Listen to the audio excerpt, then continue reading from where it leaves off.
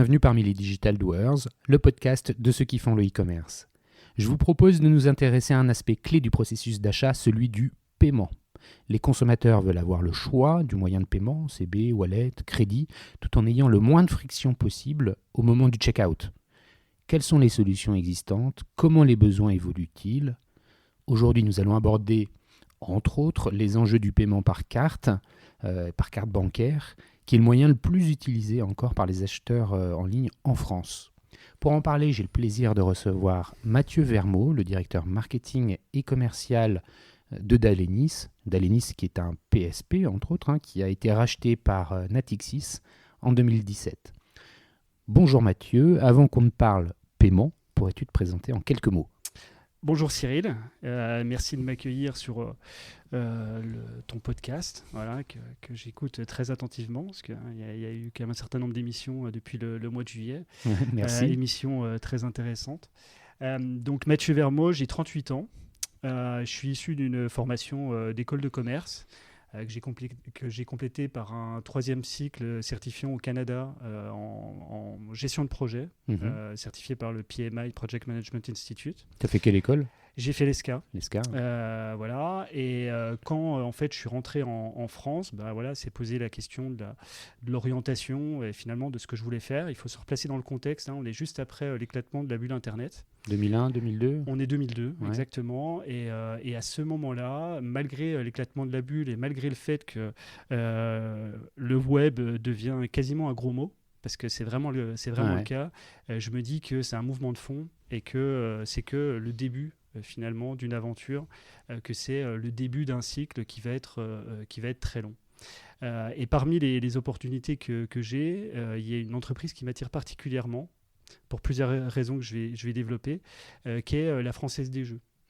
La Française des Jeux était à cette époque-là très intéressante puisque c'était une marque reconnue et que dans le développement du digital, il y avait un facteur clé qui était la confiance des consommateurs. Il faut se remettre dans le contexte de l'époque. Sortir sa carte bancaire pour faire un achat en ligne à cette époque-là est encore une épreuve traumatisante pour certains consommateurs. Et la caution même de la Française des Jeux, ne serait-ce que pour s'inscrire ou pour déposer de l'argent pour jouer en ligne, est un atout considérable. Premier aspect. Deuxième aspect, c'est que les jeux d'argent sont une industrie qui, sur le digital, ont un temps d'avance par rapport à tout autre écosystème, parce qu'il y a déjà du jeu d'argent dans d'autres pays qui est arrivé, et finalement l'activité de ce qu'on appelle le gaming, ou même plus précisément le gambling, phosphore très fortement.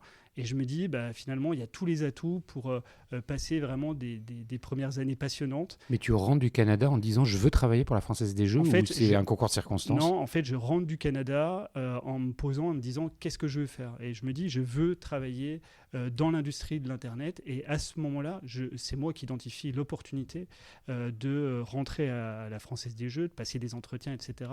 Et d'être retenu pour commencer ma carrière dans cette entreprise. Mais encore une fois, avec la double vision de l'extérieur, de dire, la Française des Jeux, c'est une très belle entreprise, et c'est une très belle entreprise.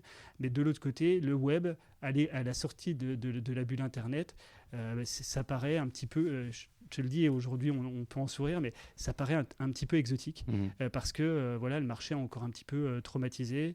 On est vraiment à la sortie de la bulle. Et donc, tu rentres pour faire quoi alors ? Alors je rentre pour tout d'abord dans une équipe de R&D. Donc on réfléchit finalement aux nouveaux concepts de jeu sur le digital. Donc on connaît très bien la Française des Jeux, ses gammes de jeux, de loterie, de grattage, de paris sportifs. Mais on se dit, est-ce que l'Internet ne doit représenter que la copie conforme finalement de ce qu'est l'offre de jeux en point de vente ? Notre réponse, elle est évidemment non, puisque du coup, le digital permet d'inventer de nouvelles expériences de jeu, de développer aussi des nouveaux canaux de prise de jeu. Dès le départ, en fait, la Française des Jeux était bien consciente de ça, ou alors il y avait naturellement une tendance à vouloir transposer les jeux physiques sur le web ? Non, extrêmement consciente que le digital apportait de nouvelles opportunités et qu'il était vital pour une entreprise comme la Française des Jeux de se préparer à finalement de cette montée en puissance du digital. Digital aussi, on le voit très bien, on l'a vu quelques années plus tard, qui a amené aussi une première ouverture des jeux d'argent, puisqu'aujourd'hui, les jeux d'argent en ligne, que ce soit du poker, que ce soit des paris sportifs, sont devenus un marché régulier. Donc pour une entreprise de la taille de la Française des Jeux, c'était vital de se préparer finalement à cet enjeu-là. Et il y a un autre aspect qui est très particulier, c'est que à la fois, finalement, il y avait une vraie volonté de l'entreprise de se développer sur ce chemin-là. À côté de ça, la Française des Jeux, c'est des dizaines de milliers de points de vente. C'est le premier, à l'époque en tout cas, je ne sais pas si ça l'est encore aujourd'hui, mais c'était le premier réseau informatique privé de France. Donc, il y avait aussi une difficulté, et c'était une réalité, de finalement se développer sur le digital et d'avoir des dizaines de milliers de points de vente physiques qui pouvaient voir une certaine forme de concurrence. Exactement, et ça c'est vraiment un point qui aujourd'hui, depuis quelques années, mais qui est similaire aux marques qui vendent en magasin et qui se mettent à vendre ensuite en direct. Et effectivement, les tabacs et autres bureaux de presse, c'est eux qui sont intéressés par la vente des produits dans le retail. C'est ça. Et comment vous avez abordé ce sujet-là ? Il y avait une complexité. Il y avait une tension du réseau physique, puisque, encore une fois, on se situe au début des années 2000, les points de repère ne sont pas forcément là. Et finalement, vu du point de vue de quelqu'un qui a un bureau de tabac, c'est vrai que se dire finalement le consommateur va pouvoir aller directement s'inscrire sur la Française des Jeux et prendre et faire ses grilles de loto en ligne, finalement il me crée de la concurrence. Donc voilà, il y a eu des périodes de tension, il y a eu de souvenirs, quelques piquets de grève devant l'entreprise, mais encore une fois, et pour revenir à ta première question, il y avait vraiment une vraie conscience de l'entreprise sur le fait de se préparer à cet enjeu-là et de se développer, aussi un aspect extrêmement fort. La Française des Jeux, les données des clients, quand on joue dans un point de vente, on est anonyme, bien souvent. Voilà. Et là, il y avait de la connaissance client, puisque du coup, on avait des clients qui... Donc c'est une révolution, ça. C'est une révolution. C'est une révolution d'entreprise, puisque c'est aussi toute la prise d'expérience des activités CRM, de savoir comment parler à un joueur, de comprendre sa consommation. Là, tu es en train de nous décrire l'ensemble des enjeux qu'il y a derrière la digitalisation de l'entreprise La Française des Jeux. Tu disais que tu arrivais dans une cellule de R&D. Oui. Votre réflexion, vous l'avez nourrie comment ? En allant regarder ce qui se passait ailleurs, dans d'autres pays Oui. Comment vous avez fait ? Alors, c'est exactement ça. C'est qu'on regardait énormément ce qui se passait à l'étranger. Il faut savoir également que les loteries au niveau européen sont assez proches les unes des autres. En termes de réglementation, en termes de... Il y a de la proximité en termes de réglementation, mais juste en termes d'association, une association des loteries européennes. Et tout ça permet aussi de se benchmarker, de voir ce qui marche dans les autres pays, de voir les expériences qui marchent moins bien, et de constater aussi potentiellement des différences culturelles, parce qu'il y en a. Voilà, de revenir enrichi de ces idées-là et de voir à quel moment on peut développer telle ou telle nouvelle expérience de jeu. Donc ça a été le premier volet. Et puis après, je suis rentré plus dans le développement des offres de jeu d'un point de vue produit, parce que la R&D, finalement, on développe des offres de jeu, mais elles ne sortent pas toutes sur le marché, parce que c'est le principe de la R&D. Et après, je suis rentré plus dans un cycle de développement produit. Donc, et de déploiement. Et de déploiement, donc sur les gammes de tirage, sur les gammes de grattage, sur les gammes de paris sportifs. En fait, j'ai travaillé sur toutes les gammes dans le digital comme dans le physique. Non, uniquement sur le digital. Uniquement sur le digital. Ouais. Tu te souviens d'un exemple un peu qui illustre ce que tu as déployé justement, quelque chose d'un peu... Alors, on a eu le déploiement d'EuroMillions, qui était quand même un phénomène pour l'entreprise. Le déploiement d'EuroMillions, c'était en 2003. Et voilà, et c'est vrai que la transcription de ce jeu-là en ligne ça a été des accélérateurs. Enfin, on voit à chaque fois qu'on lance un blockbuster de ce type-là sur la prise de jeux en ligne, c'était plus de clients, plus d'inscrits. Et finalement aussi, nous, ça enrichissait toute notre connaissance client de plus en plus. Donc ce que j'ai vu aussi au cours de ces années-là, c'est l'enrichissement de l'offre. Et finalement, de manière assez rapide, en quelques années, on est parti d'une offre qui était limitée à une offre qui transcrivait peu ou prou toute la gamme de jeux de l'entreprise. Donc en termes de vecteurs et de puissance, c'est sûr que vivre cette expérience-là et vivre cette digitalisation avec encore une fois un impact considéré peut-être pas comme vital, mais comme ultra important par l'entreprise, c'était un challenge qui était vraiment très intéressant. Ça, ce challenge auquel tu t'es attelé, ça t'a amené jusqu'en 2007. Exactement. Et en 2007, tu as changé, c'est-à-dire que tu as passé une étape, tu es arrivé chez RentabiliWeb. Ouais. Avant que tu nous parles de RentabiliWeb, qu'est-ce qui a motivé ce changement ? Alors, il y a eu un contexte, c'est que quand on est arrivé en 2007, le mouvement de régulation, d'ouverture du jeu en France, du coup, a entre guillemets, posé un certain nombre de questions. C'est-à-dire qu'on était face à des acteurs, des nouveaux acteurs pure players du marché, notamment arrivant des paris sportifs. Je cite quelques noms, Bet&Win qui est devenu Bwin, BetClick, Mister Bookmaker qui a été racheté par Unibet. Et ces acteurs-là, finalement, poussaient à ce qu'il y ait un terrain de jeu, en tout cas une régulation qui puisse être posée pays par pays. Et petit à petit, les pays ont fait des projets, et ça a été le cas sur la France. Et c'est vrai que cette période-là nous a concentrés finalement sur des enjeux qui étaient un tout petit peu moins focus sur le business.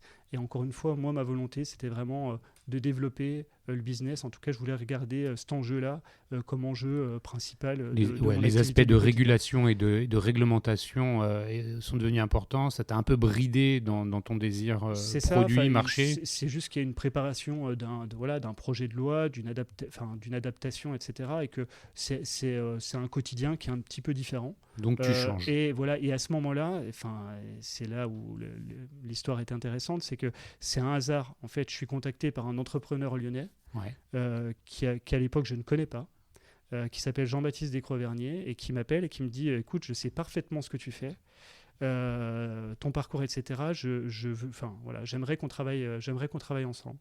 Je ne connais pas l'entreprise, mais rapidement, je m'aperçois qu'il y a déjà un parcours. Il y a quand même une personne qui est visionnaire, puisqu'on est encore une fois à la sortie de la bulle Internet, et lui se dit il faut monétiser les activités en ligne, puisque ce qui nous a manqué et ce qui a provoqué l'éclatement de la bulle, c'est qu'on avait des visiteurs dans tous les sens, mais ces visiteurs ne rapportaient rien. Et son constat, c'était de dire comment on peut apporter des sources de monétisation. Et il avait lancé donc dès 2001 une solution de micro-paiement qui permet en fait de monétiser des services par des solutions de paiement dites télécom. C'est-à-dire on va payer un service avec un numéro audiotel, avec un SMS surtaxé, toute une gamme de produits de ce type-là qui permettent finalement à des webmasters, à des sites internet de monétiser les audiences qui viennent sur les sites. Tu te souviens comment ça s'appelait ? Le site ? En fait, la solution s'appelait RentabiliWeb. RentabiliWeb. Voilà, très simple, très efficace. Ça m'intéresse que tu nous détailles un petit peu cette histoire de RentabiliWeb, parce que c'est une success story. C'est une entreprise qui a su se renouveler au fur et à mesure de son parcours, qui commence avec un service télécom et qui poursuit dans le marketing. C'est ça, c'est exactement ça. Et juste pour reboucler sur la discussion avec Jean-Baptiste, c'est qu'à l'intérieur du groupe, donc on a ces solutions télécom, ça monte en puissance déjà depuis 4-5 ans. L'introduction en bourse est déjà faite, puisque l'introduction boursière s'est faite en 2006. Au capital, quand même des gens assez célèbres, puisque du coup on compte Jean-Marie Messier, on compte Bernard Arnault, on compte Stéphane Courby. Donc voilà, quand même une capacité d'attraction, de traction et d'attraction autour de cette entreprise qui est réelle. Jean-Baptiste, lui, me dit, voilà, j'ai aussi une vision sur l'édition et le développement de l'édition dans le gaming.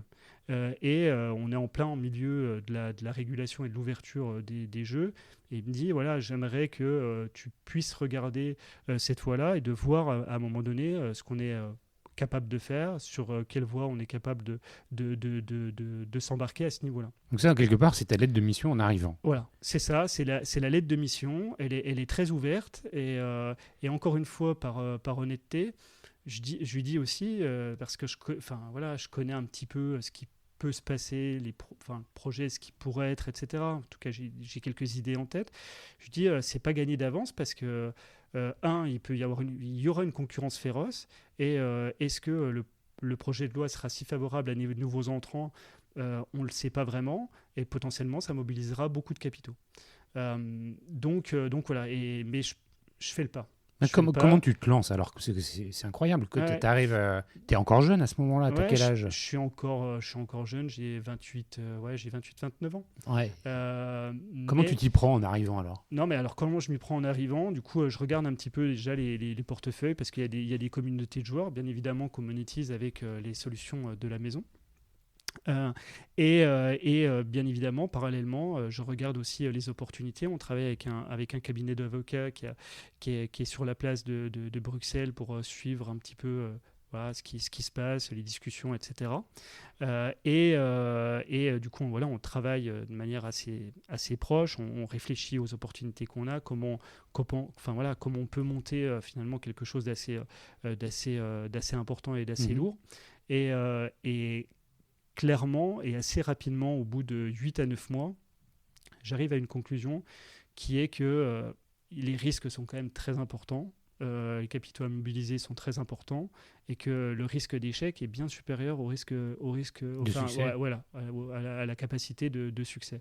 Et du coup, à ce moment-là, on décide de manière collégiale, même si faut convaincre un petit peu, parce qu'on est dans l'émulation d'un secteur qui s'ouvre. Et si tu te rappelles un petit peu, à l'époque, il y avait énormément de marques qui se sont lancées dans cette opportunité.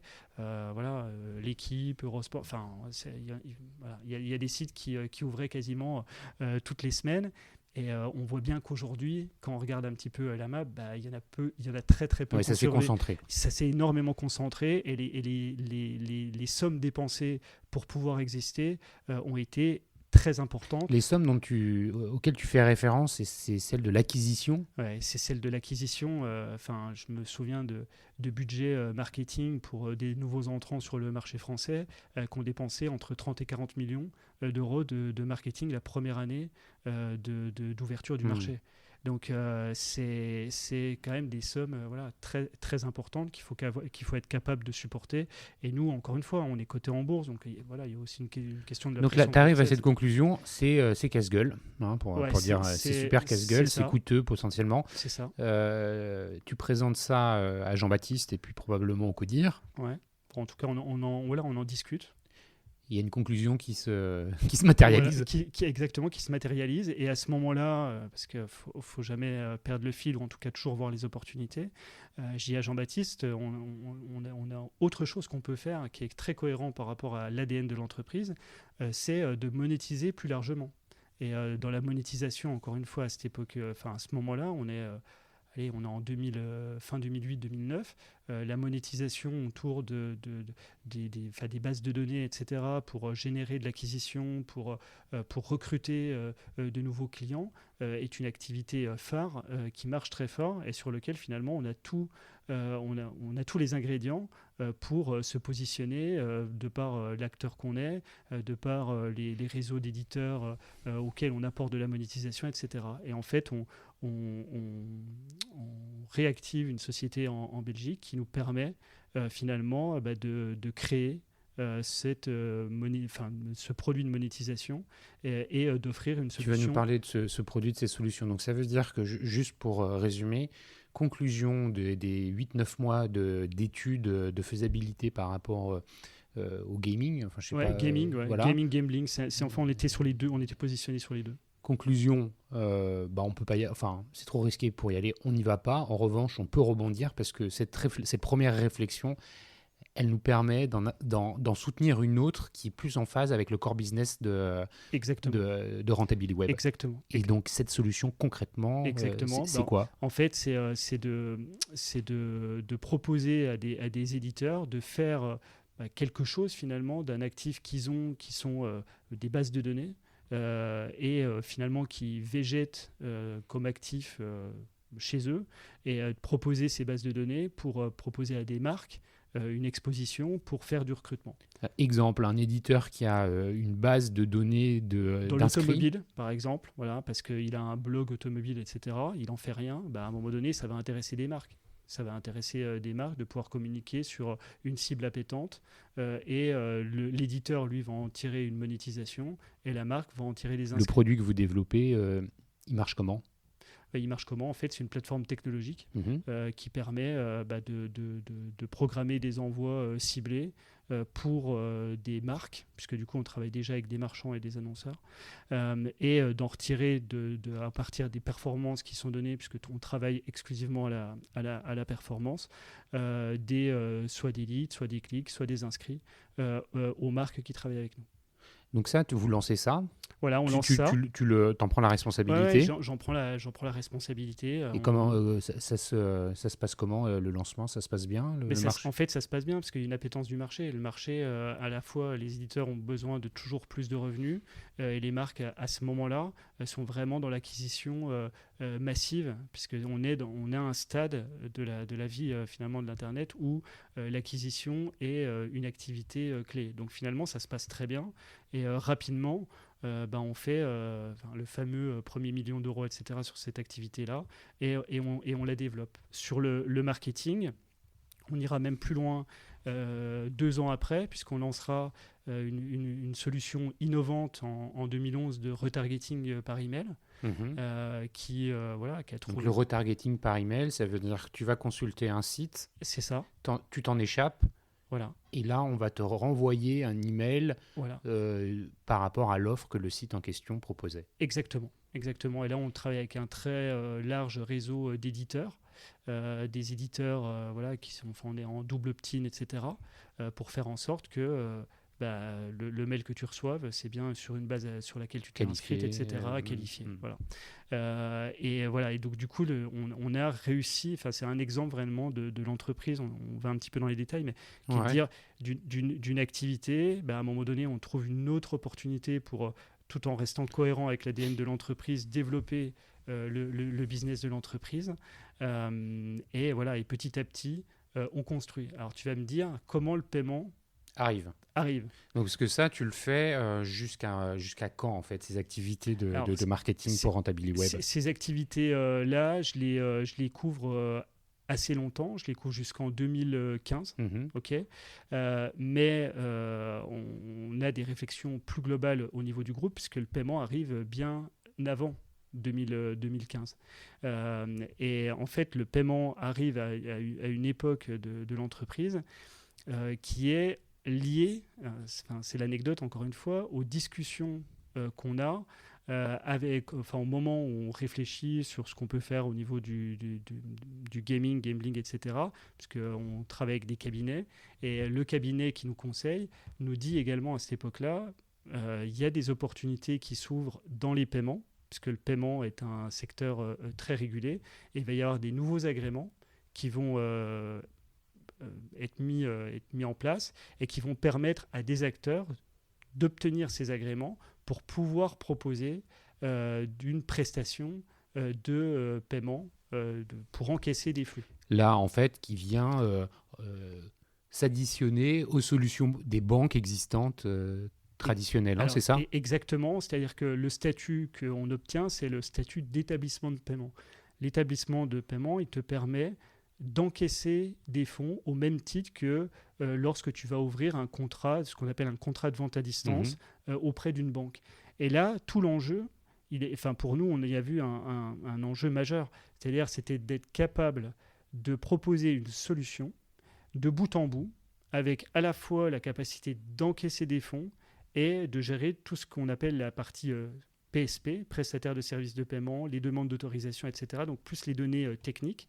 Et finalement, de proposer à un marchand de travailler avec un acteur qui a une vision de la donnée de bout en bout pour optimiser la performance de ces transactions en ligne. Donc quand vous réfléchissez à ça, on est en quelle année ? Alors quand on réfléchit à ça, on est en 2010. 2010, et là Voilà. vous vous dites... Et là on se dit, là c'est le pivot industriel qui est le bon pivot pour l'entreprise, qui en termes d'investissement, on est dans les bonnes normes d'investissement, et on se dit, voilà, c'est ce qui permettra à l'entreprise derrière vraiment d'entamer une nouvelle étape de sa construction. L'offre de paiement, elle voit le jour quand ? Alors, l'offre de paiement, elle voit le jour longtemps après l'idée. Longtemps après l'idée. Est-ce qu'en fait, entre l'idée et la mise en œuvre, le go live, il y a un chemin à parcourir à la fois dans l'entreprise pour définir le marché, l'offre, de ce que vous voulez en faire, et réglementaire, et là... et technique. Et technique, bien sûr. Grosse plateforme technique.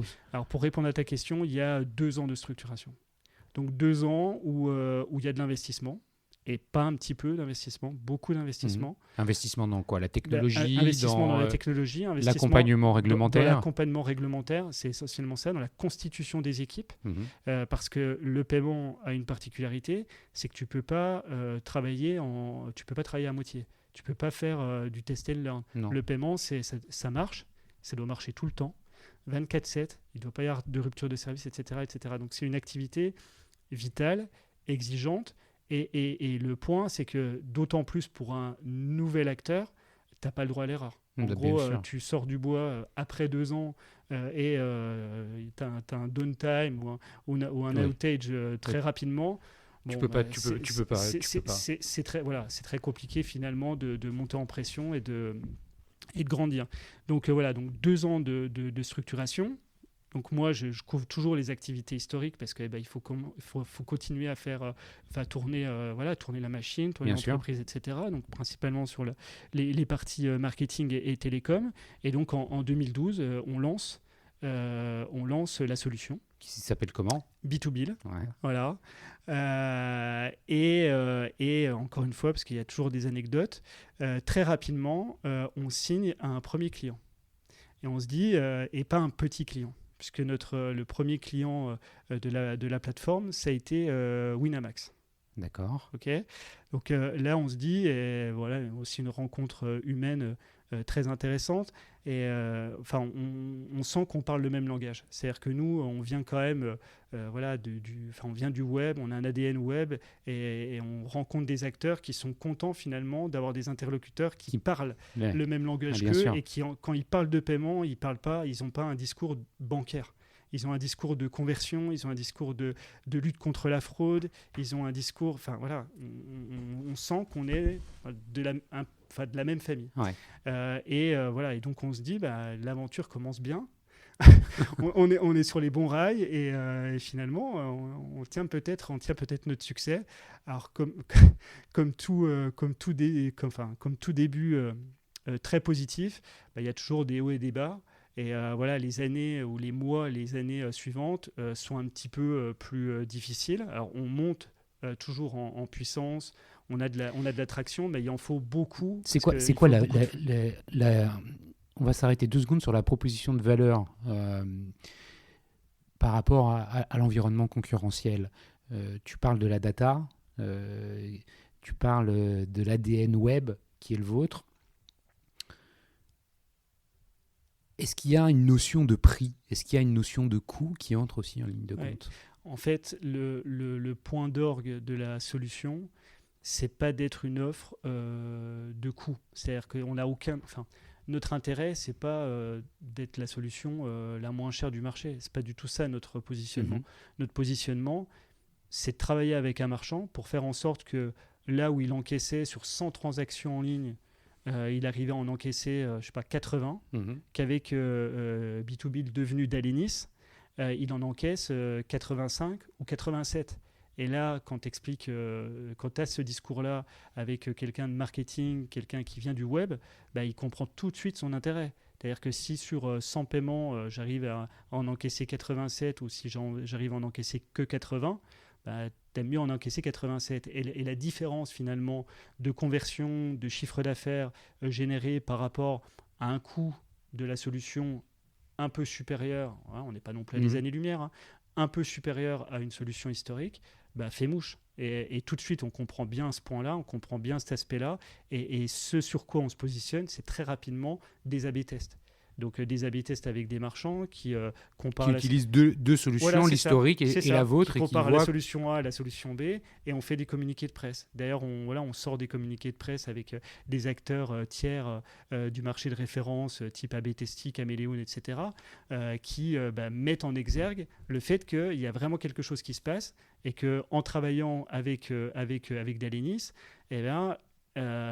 on a plus de chiffre d'affaires, et ça, c'est pas Dalenis qui le dit, c'est les marchands qui le portent et qui le soutiennent.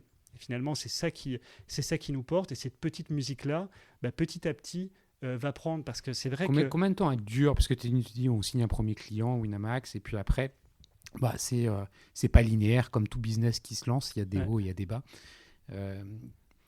À quel moment l'entreprise sent que ça y est, la traction de fond est là, que ça avance? Le vrai pivot à ce niveau-là, il se situe en 2015.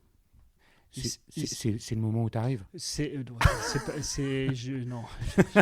me permettrai pas, mais en fait, il y a une convergence de facteurs qui fait que la maturité de l'offre est là, les cas d'école sont là, les références phares sont installées et permettent d'être légitimes.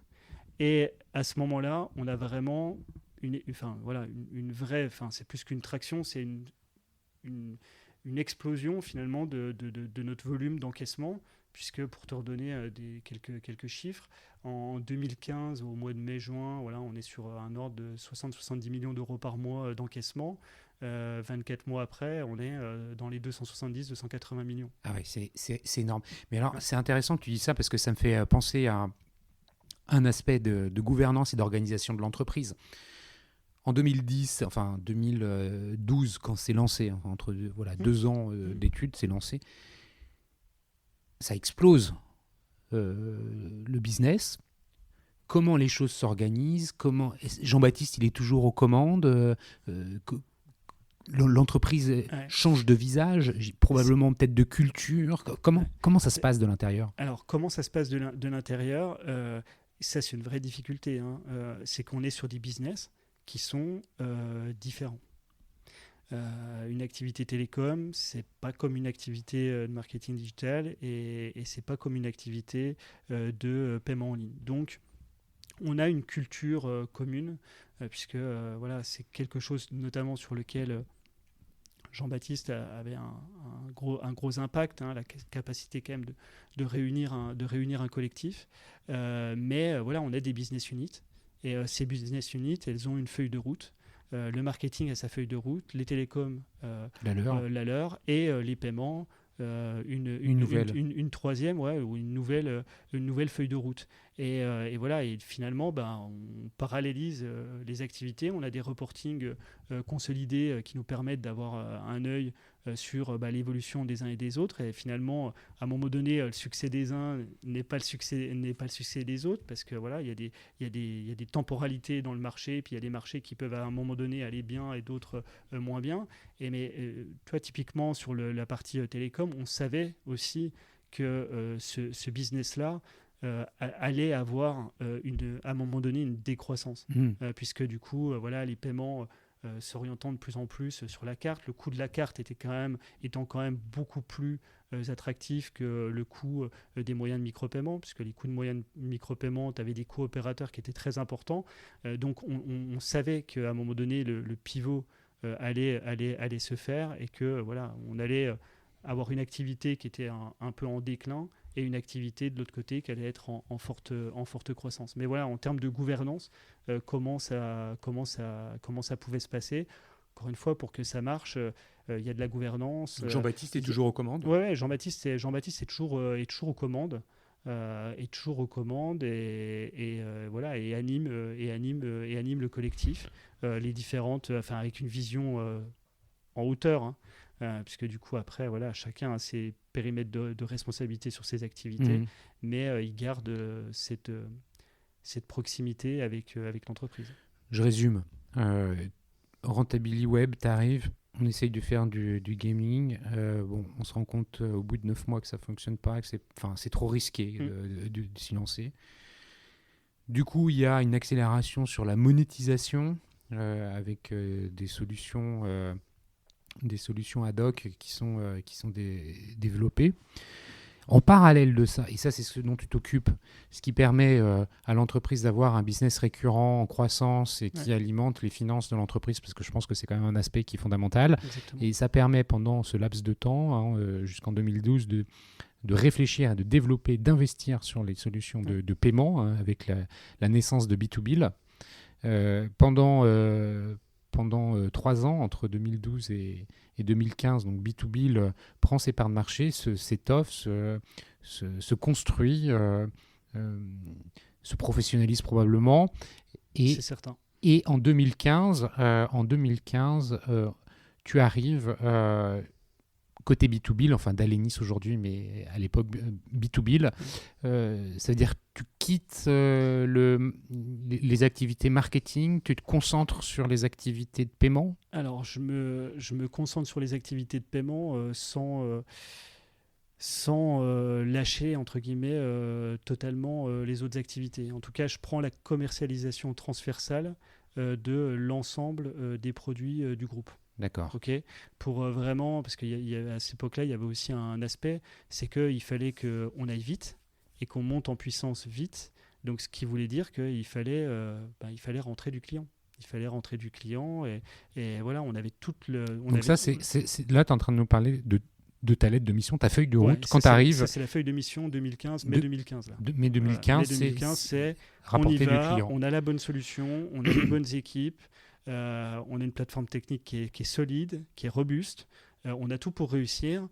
À un moment donné, voilà, on a tous les ingrédients en main, donc on ne peut que réussir à vendre dans de bonnes conditions cette solution. Avant que tu nous dises comment tu as fait, petite parenthèse, la solution de paiement que vous proposez de PSP, elle réunit 2 catégories d'utilisateurs différents. Il y a les marchands, bien sûr, qui sont vos clients, à qui vous justifiez la proposition de valeur, et tu l'as dit, c'est de la conversion supplémentaire. Et puis, de l'autre côté, ceux que vous ne voyez pas en direct, qui sont les acheteurs des e-commerçants. Exactement. Dans le cadre d'une réflexion UX, enfin, tu vois, de parcours d'achat, évidemment, vous n'ignorez pas celui qui utilise sa carte pour payer. Comment c'est géré cette dualité? Alors, un positionnement d'Alenis et bien évidemment de proposer une plateforme avec des potentialités, donc travailler sur la conversion, travailler sur la lutte contre la fraude, travailler sur les outils de monitoring, donner aux marchands pour pouvoir constater finalement quelle est sa performance. On travaille également sur des aspects de développement du business des marchands.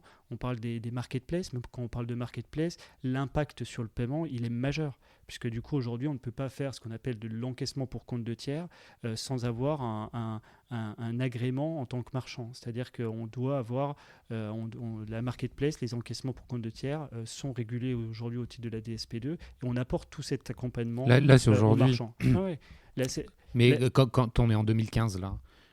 Alors là qu'on est en 2015, la proposition de valeur autour de la conversion, de la data, de la lutte contre la fraude sont majeures. Et au niveau de l'UX, pour revenir sur ta question, nous, notre point, on travaille sur bien évidemment l'intégration des pages de paiement pour les marchands. Puisque le standard, encore à cette époque-là, c'est j'arrive sur la fin de mon tunnel d'achat et je suis déporté sur le site de la banque, ce qui est quand même en termes d'expérience UX assez catastrophique. Enfin, il faut se le dire. Alors, aujourd'hui, non, mais je pense qu'on se le rappelle tous. Oui, et ça existe encore.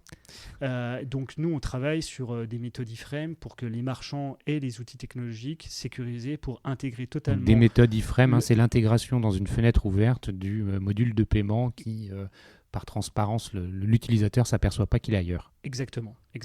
Et voilà, ces méthodes-là sont recherchées par les marchands et on travaille finalement l'UX et surtout on teste la performance de ces pages de paiement. C'est-à-dire se dire, si si je suis sur une page déportée versus une page intégrée, combien je gagne en termes de conversion. Hmm. Que ça soit la partie quantitative, il y a même eu des tests qualitatifs de dire aux utilisateurs, mais vous aimez mieux payer sur une page au nom du marchand ou vous aimez mieux payer sur une page déportée au nom de la banque, parce qu'il y a aussi des aspects de sécurité. Donc tous ces aspects-là, c'est des aspects qu'on teste avec les marchands et nous, on ne se voit pas uniquement comme une solution plug and play, etc. Nous, ce qu'on installe, c'est une relation avec le marchand. Le marchand est un partenaire je pense que c'est aussi le retour qu'on a sur le marché, c'est que les marchands qui travaillent avec Dalenis, il y a un côté humain dans la proposition de valeur en termes d'accompagnement qui est crucial et qui a fait aussi que on a réussi à obtenir cette confiance-là des marchands et à la pérenniser dans le temps. Donc je comprends bien la réflexion, comment vous arrivez en 2015. Toi, tu nous l'expliques. Voilà, il y a la réflexion pour le marchand, la réflexion UX, plutôt côté utilisateur. En 2015, tu dois développer le business, c'est critique, c'est ta mission. Comment tu t'y prends pour le faire ? Comment tu vas recruter ? C'est qui que tu veux recruter en termes de clients ? Et comment tu fais pour aller les chercher ? Alors, nous, la cible de Dalenis, si je me positionne en 2015, c'est essentiellement les grands marchands du e-commerce. Donc sur la France, le top 150 et sur l'Europe, le top 500. Donc tu chasses en France et en Europe ? Exactement. Et du coup, à cette époque-là, chose importante, on a ouvert des bureaux à Amsterdam pour internationaliser l'empreinte de l'entreprise et pour faire en sorte d'avoir des équipes commerciales basées à Amsterdam, qui est quand même une vraie plaque dans les paiements, avec aussi des équipes très formées, des profils de haut vol. Et une partie de la réponse, elle est aussi dans l'internationalisation de l'offre, puisque Dalenis, c'est un acteur qui couvre les paiements, bien évidemment, sur le marché français, mais sur tout le marché européen. C'est-à-dire qu'on adresse des marchands dans toute l'Europe et aujourd'hui, 40% de nos flux sont faits à l'extérieur de la France. Donc, une des réponses, c'est de dire et de réaffirmer aux équipes qu'on a une solution qui marche et c'est pas uniquement la gouvernance de l'entreprise qui le dit, ce sont les clients qui le disent, etc. Donc il y a un aspect de confiance, de se dire voilà, on est dans un tunnel, on se donne 3 ans pour atteindre un objectif et on va le faire. On va le faire parce qu'on en a les capacités, on n'est pas des utopistes, mais on a toutes les capacités pour le faire. Et puis ce mouvement d'internationalisation, d'aller chercher des marchands très importants. Aujourd'hui, Dalenis est le partenaire d'acteurs, par exemple, comme PokerStar, comme Last Minute, on a de très grands marchands au sein de notre portefeuille. D'accord, donc ça, tu prends quelques années pour le développer. Juste pour information, pour Dalenis, un gros e-commerçant, c'est quelqu'un qui réalise quel type de chiffre d'affaires, une fourchette ? Alors, de chiffre d'affaires, un gros e-commerçant, c'est un e-commerçant qui réalise 500-600 millions d'euros de flux par an. D'accord. Ok. Et donc ça, c'est bon. Vous en ciblez des plus petits aussi. Hein. Bien sûr. En fait, notre terrain de jeu, c'est tout marchand qui va faire plus d'1 million d'euros par mois, environ à 800 000 à 1 million d'euros par mois de flux d'encaissement. Voilà, c'est ça notre cible. Et tout ce qui est au-dessus, bien évidemment, on l'adresse. On a commencé à l'évoquer tout à l'heure. On a parlé du marché, on a parlé la conquête de votre marché et puis des utilisateurs. On a commencé à un peu en parler. Avant qu'on revienne sur un peu les besoins des utilisateurs versus les besoins des acheteurs, mais des comportements d'achat, j'ai envie de dire. Est-ce qu'on peut s'arrêter un peu sur les aspects réglementaires ? Les aspects réglementaires, eux aussi, évoluent. Les comportements d'achat évoluent, mais les aspects réglementaires aussi. Par rapport aux enjeux de sécurité, entre autres, il y a des choses qui sont en train de se mettre en place. Est-ce que tu peux nous dire un peu comment Dalenis, dans cet environnement réglementaire, évolue ? Quelles sont les contraintes auxquelles vous devez faire face ? Et comment avec ces contraintes, vous les transformez en propositions de valeur. Tu as exactement résumé la manière dont on travaille. C'est-à-dire que le terrain réglementaire, il s'applique à tout le monde. Voilà, c'est une règle, elle s'applique à tout le monde. Toujours notre enjeu, c'est de regarder à partir d'une règle qui s'applique à tout le monde, comment on peut proposer quelque chose qui permette aux marchands, malgré cette réglementation qui certaines fois peut être contraignante, une valeur ajoutée ou une différenciation qui fera qu'on sera davantage identifié que la concurrence.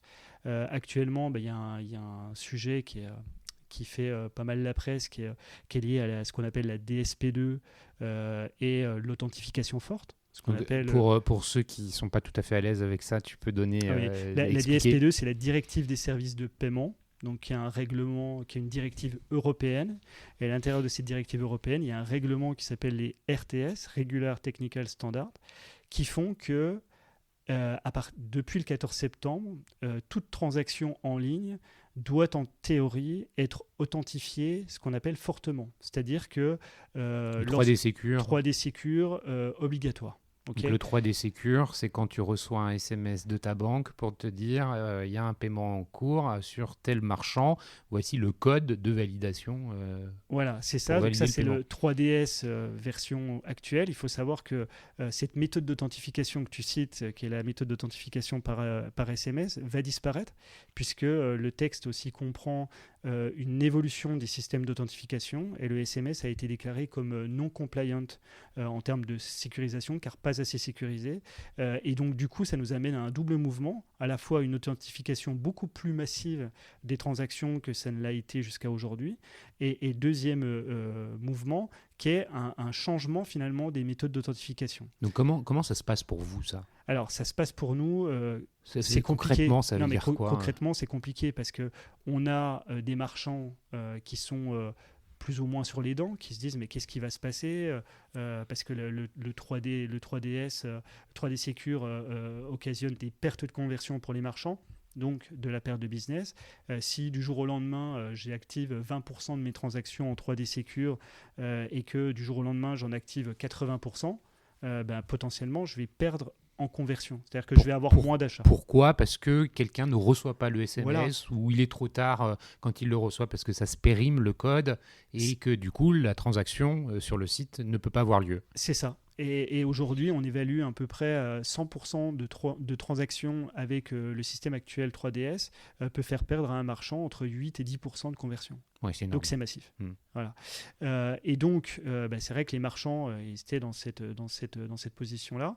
Et nous, encore une fois, on a anticipé au maximum ce sujet, puisque le règlement comportait un cadre général, qui est le cadre que je t'ai exposé, qui était une authentification de toutes les transactions, mais avec la possibilité de proposer un certain nombre d'exemptions pour le marchand en fonction d'atteinte de performance en fait, sur la lutte contre la fraude. Donc nous, tout l'enjeu, c'est un enjeu ça veut dire 2 secondes, parce que ça, c'est ouais. une notion qui est fondamentale et qui n'est pas simple pour celui qui n'est pas habitué avec ça, mais ça veut dire que globalement, on va faire rentrer de l'algorithme dans le système, ou l'IA peut-être, qui va dire, qui va aller qualifier une transaction et qui va, en fonction de critères, de seuils, dire celle-ci, elle est a priori risquée ou pas. Si a priori elle ne l'est pas, j'ai une dérogation pour me passer de l'authentification forte. Hein. Ouais. C'est ça que tu dis ? C'est un tout petit peu plus compliqué et je vais vulgariser. Le point, c'est qu'il y a des seuils qui ont été fixés de performance en termes de fraude à atteindre, en tout cas à ne pas dépasser. Donc aujourd'hui, tous nos systèmes sont adaptés pour donner en temps réel à nos marchands là où ils en sont. C'est-à-dire le travail qu'ils font scoring. De protection de leurs transactions. Non, ce sont des données réelles, de fraude réelle sur les sites de l'ensemble de nos marchands, pour l'ensemble de leurs transactions. Et du coup, ça veut dire que le marchand, il peut très facilement évaluer si il est dans le cadre pour demander des exemptions. C'est-à-dire que s'il atteint, si c'est un bon élève... S'il a un bon score dans le sens où il a un taux de fraude qui est hyper bas, c'est exactement ça. Il va avoir une note meilleure qui va lui permettre de demander une exemption sur une partie de son flux, c'est ça ? C'est ça, ouais. En fait, il va pouvoir demander une exemption si il respecte un certain niveau de fraude. Voilà. Comment il fait ? Alors, comment il fait ? Il a besoin d'accompagnement. Et c'est là où on rentre en jeu et où il y a une efficacité de la solution d'Alenis, c'est que nous, on a une vision de la donnée, on revient sur la donnée, qui est extrêmement large, puisque on est un acquéreur, donc on maîtrise la donnée dite de transaction, on maîtrise la donnée technique de prestataires de services de paiement. Et en plus de ça, aujourd'hui, on est dans un groupe important qui est Natixis, et on a également accès aux équipes qui s'occupent de la protection des plateformes d'émission de cartes, puisque du coup, le Natixis émet énormément de cartes, notamment pour le compte des banques populaires et des caisses d'épargne. Et on a aussi la capacité de discuter avec ces équipes-là, qui sont des équipes expertes et qui ont une parfaite visualisation de ce qu'on appelle la donnée émetteur. Et en fait, avec l'ensemble de ces données et de cette connaissance, en fait, on est capable d'accompagner le marchand et de dire, à un moment donné, là... Et c'est en temps réel ? Et c'est en temps réel. C'est-à-dire qu'il a un dashboard et il voit en temps réel comment il se positionne par rapport à la fraude. C'est ça. En tout cas, par rapport à telle ou telle transaction, pourquoi telle ou telle transaction a déclenché de l'authentification ou une demande d'authentification n'en a pas déclenché, etc., etc. Et ça, il a une visualisation transaction par transaction. Donc c'est quand même, d'un point de vue technologique, des outils très avancés. Et c'est encore pour ça que chez l'Alenis, on pousse l'accompagnement des marchands, parce qu'on a des outils qui sont... Ça veut dire quoi, pousser l'accompagnement ? Pousser l'accompagnement, ça veut dire que, je vais prendre une image qui est parlante, si demain je te donne une Formule 1 à conduire, ça va peut-être pas être facile du premier... voilà. Oui, non, mais tu as besoin de conseils. Ce que je veux dire, c'est comment vous les accompagnez ? Alors, comment on les accompagne ? En fait, vous avez des personnes qui se déplacent chez eux. C'est ça, on a des ici, personnes. C'est doers, c'est comment on fait. On a des ateliers de travail en fait, avec les marchands, où on regarde finalement quelles sont leurs zones de risque avec la donnée marchand. Parce que le marchand, il connaît aussi son trafic. Il sait très bien que telle catégorie de produits, tel code postal de livraison, etc., a un risque. Donc on apprend du marchand son expérience de marchand. Et nous, tout notre enjeu, c'est derrière de retranscrire cette expérience de marchand et de faire matcher ces données marchands avec nous, les données qu'on a de transactions, tout un tas de données. Et en fait, on les met en regard, en collaboration. Et tout ça nous permet d'établir ce qu'on appelle chez nous des rule sets, c'est-à-dire des sets de règles qui font que dans telle ou telle situation, je vais déclencher une protection des marchands ou je ne vais pas en déclencher une. Et la finalité de tout ça, c'est que le marchand déclenche le moins possible d'authentification pour libérer au maximum sa performance en ayant le moins de fraude possible. Voilà. Ok, donc ça c'est très clair. Merci pour cet éclaircissement parce que c'est une notion qui n'est pas forcément facile à appréhender. Si l'authentification forte par SMS est abandonnée, par quoi elle est remplacée ? Très bonne question. Alors pourquoi elle est pas compliant ? Je fais juste un petit point de technique.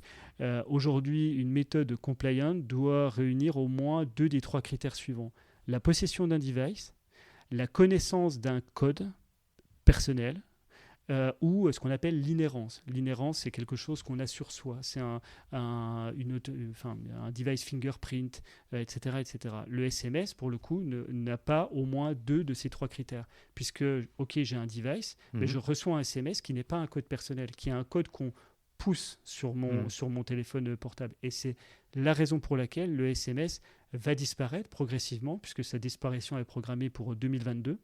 Et il va être remplacé par quoi ? Alors, il est déjà remplacé aujourd'hui, et il y a déjà certaines expériences qui existent chez certaines banques. C'est que lorsque je fais une transaction en ligne, on me dit, par exemple, je suis sur un PC, un desktop, on me dit, vous allez retrouver votre transaction sur votre application bancaire. Et à ce moment-là, je vais ouvrir mon application bancaire. Mon application bancaire va identifier que je suis en train de faire une transaction sur mon ordinateur portable. Et à ce moment-là, pour confirmer la transaction, va demander en fait mon code personnel d'accès finalement à mon home banking, à mon compte bancaire. Et ça, c'est une méthode d'authentification forte, puisque à la fois, je réunis la possession d'un device qui m'appartient, mon téléphone mobile, et la connaissance d'un code qui m'est bien personnel, puisque c'est mon code d'accès à mon système de home banking. D'accord, ouais, ça c'est bien d'apporter cette précision. Merci pour ces infos sur la sécurisation, les enjeux réglementaires qui sont les vôtres et puis qui vont, j'imagine, continuer d'évoluer. Revenons maintenant et ouvrons le sujet sur les comportements d'achat. Tu parles justement de device, de portable. Le portable, le smartphone a transformé les comportements d'achat, la vie des gens dans toute la dimension, dans toutes ces dimensions. Concernant le paiement, c'est particulièrement vrai. On parle à la fois, quand on parle mobile et paiement, on pense au nombre de transactions qui sont réalisées sur les sites mobiles des marchands, d'une part, et d'autre part, on parle aussi de paiement par mobile, c'est-à-dire utiliser ton téléphone pour payer quelque part en lieu et place de ta carte bancaire. Comment ces sujets sont traités, abordés, réfléchis, embarqués chez Dalenis? Alors c'est une très bonne question. Donc là, on est dans la couverture finalement des moyens de paiement cibles qu'on peut proposer à notre clientèle. Nous, notre approche, elle est très pragmatique sur le sujet. C'est de dire, en termes de conseil aux marchands, c'est de dire, voilà, on est sur une zone, par exemple, comme la France. La France est à 85-90% sur des paiements cartes. C'est sûr que l'optimisation du paiement carte sur le marché français est essentielle. À l'inverse, on va aller en Allemagne, par exemple. La carte, ça ne représente que 20-25% du marché, puisque les habitudes de consommation, elles sont du transfert bancaire, des solutions comme Zofort, par exemple, et PayPal également, qui a une part de marché très importante. Donc nous, notre position chez Dalenis, c'est de fluidifier au maximum le parcours d'achat, et on pense, et c'est une conviction, qu'une des façons de fluidifier le paiement, c'est d'éviter un petit peu l'effet sapin de Noël, comme on dit, avec peut-être trop de moyens de paiement. Voilà, donc c'est plutôt une conviction qu'on a chez nous. Donc ça veut dire quoi concrètement? Ça veut dire ça veut dire qu'il faut mettre les moyens de paiement qui sont cibles par rapport à la clientèle qu'on adresse et se focaliser dessus et les optimiser au maximum pour en tirer le maximum de performance. Okay. Voilà. C'est une conviction. Alors après, voilà, elle est partagée ou pas, mais c'est plutôt notre vision. Concernant le mobile, effectivement, c'est un mouvement de fond qui est implacable, qui a une évolution, une croissance qui est phénoménale. Voilà. Et effectivement, les paiements sont impactés. Et aujourd'hui, il y a des nouvelles expériences de paiement par mobile. Si on peut en citer une qui est quand même très, très importante, Apple Pay, par exemple. Il faut savoir que Dalenis est le partenaire de tous ces moyens de paiement-là. Comment ça, en fait? Alors comment? Très simplement, Apple Pay est ce qu'on appelle un wallet carte. C'est-à-dire que pour payer avec Apple Pay, dans mon smartphone, j'enregistre une carte. Bien sûr. Voilà. Et du coup, pour effectuer l'encaissement via Apple Pay, j'ai besoin d'un contrat d'acquisition bancaire, d'un VAD, d'un serveur de vente à distance. Et ce contrat-là, il est porté par Dalenis auprès du marchand. Donc nous, en fait, on a une brique paiement qui est finalement une brique carte, qui est embarquée dans un wallet qui est Apple Pay, avec ce qu'on appelle une couche d'acceptation pour que le marchand puisse accepter le moyen de paiement. Là, on parle surtout du retail physique, ou on parle... Alors non, pas uniquement. Pas uniquement. C'est ce qu'on appelle les XP, donc Apple Pay, Google Pay, etc., ont aussi une vraie traction dans le secteur du travel, par exemple. D'accord. Voilà, c'est parce que la clientèle est là et appétente. C'est toutes les raisons qui font qu'il y a une montée en puissance. Donc voilà, encore une fois, nous, on est partenaire de ces moyens de paiement-là. Apple Pay est une solution qui monte en puissance, qui a un partenariat d'ailleurs historique avec le groupe BPCE, puisque le groupe BPCE était le premier groupe à accepter que les cartes de son groupe soient embarquées comme moyen de paiement Apple Pay il y a maintenant 4 ans. D'accord. Voilà. Donc on suit ça avec beaucoup d'attention et on pense que dans les années à venir, ça va être un game changer, ce type de moyen de paiement, et qu'il va falloir accompagner les marchands. Justement, qui sont encore assez, c'est encore assez limité. Hein. La proportion de marchands qui intègrent aujourd'hui Apple Pay, acceptent Apple Pay, est encore relative. Apple Pay, Google Pay, Samsung Pay, toutes les solutions de wallet mobile. Oui. Comment, justement, tu décris comment l'appétence par rapport à ces moyens de paiement, ces évolutions de paiement, est-ce qu'il y a une différence, une dichotomie entre l'acheteur et le vendeur? Tu commences à en parler un peu. Est-ce que c'est les consommateurs qui poussent les vendeurs à changer, ou est-ce que c'est les vendeurs qui vont pousser des technos qui vont embarquer les consommateurs? Ouais. En tout cas, mon regard, c'est que c'est un peu les deux aujourd'hui. Et pour revenir, tu me posais la question de dire c'est plus le retail qui demande Apple Pay. Nous, aujourd'hui, ce qu'on constate, c'est que ça serait plus particulièrement des marchands dans le travel qui seraient plus pionniers dans la demande d'Apple Pay. Tu sais comment l'expliquer? Comment l'expliquer? Parce qu'ils ont la clientèle derrière qui le demande. Donc c'est le marché qui pousse. C'est le marché qui pousse. Hein. Quand même, l'adoption d'une méthode de paiement globalement, d'une manière générale, elle est quand même davantage poussée par les usages des utilisateurs que par le marchand. Parce que le marchand, encore une fois, son intérêt, c'est qu'il retrouve une couverture de sa clientèle qui va utiliser le moyen de paiement. Si c'est intégrer un moyen de paiement pour intégrer un moyen de paiement qui va être une relation finalement fournisseur supplémentaire, si finalement derrière il n'y a pas d'utilisation, je pense qu'il y a peu de marchands qui te diront qu'ils ont intérêt à garder des moyens de paiement qui font très peu de transactions. C'est des risques supplémentaires à monitorer, etc., etc. Donc non, le fait qu'un moyen de paiement s'impose, c'est quand même sa base de consommateur et sa base d'utilisation d'un point de vue du paiement final au niveau du consommateur. Merci pour tout ça. Dernière petite question.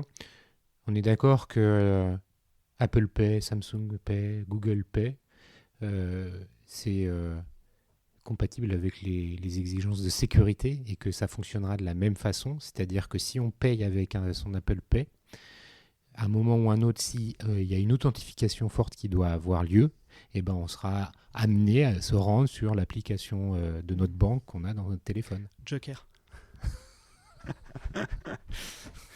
Ok. On voit que le marché est en train, est en continuel mouvement, que ce soit à la fois par les usages, par les attentes et les besoins des marchands, et puis aussi par l'évolution réglementaire auquel vous êtes confrontés. Ça vous pousse à vous réinventer constamment.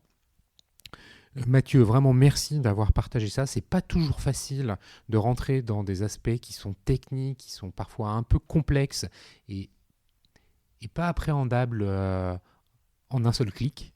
Donc merci de nous avoir partagé tout ça, merci de nous avoir aidé à mieux comprendre ce que c'est que le paiement, et de façon générale, et plus particulièrement pour la France, le paiement par carte, qui est historiquement le moyen de paiement favori des Français.